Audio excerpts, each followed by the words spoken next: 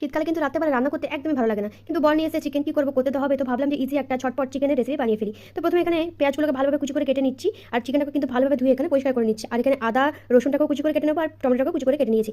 একটা বোলের মধ্যে দিয়ে দেবো চিকেন, দিয়ে দেবো গোল গোল করে কেটে রাখা আলু, আর দেবো টমেটো, আদা রসুন কুচি, পেঁয়াজ কুচি, অনেক টক দই, হলুদ গুঁড়ো, লঙ্কা গুঁড়ো, ধনে গুঁড়ো, জিরে গুঁড়ো, কাশ্মীরি রেড চিলি পাউডার, আর দিয়ে দেবো সর্ষের তেল। দিয়ে ভালোভাবে এটাকে মেখে 1 ঘন্টা মতো রেখে দেবো। এরপরে একটা কড়াইয়ের মধ্যে সর্ষের তেল দিয়ে ম্যারিনেট করা যে মাংসটা ছিল সেটা সম্পূর্ণ দিয়ে দেবো, এবং কম আঁচে রেখে ঢেকে ঢেকে রান্না করবো। এটাতে কিন্তু একদমই জল ব্যবহার করবো না, যেটা জল বেরোবে সেটা থেকে কিন্তু মাংসটা খুব সুন্দর সেদ্ধ হয়ে যাবে। দেখো মাংস থেকে কি সুন্দর জল বেরিয়ে এসে, এইভাবে ঢেকে ঢেকে কিন্তু রান্না করবো, আর দেখবো কি সুন্দর তেল বেরিয়ে এসে। এরপরে ঝালের জন্য এখানে কাঁচা লঙ্কা অ্যাড করেছি, তোমরা তোমাদের পরিমাণ মতো ঝালটা দিও। আলুটাও এখানে দেখো কি সুন্দর সেদ্ধ হয়ে গেছে, আর কম আছে রান্না করতে করতে দেখবো মাংসটা একদম কিন্তু মাখা মাখা হয়ে গেছে। তাই উপর থেকে ছড়িয়ে দেবো গরম মশলা গুঁড়ো।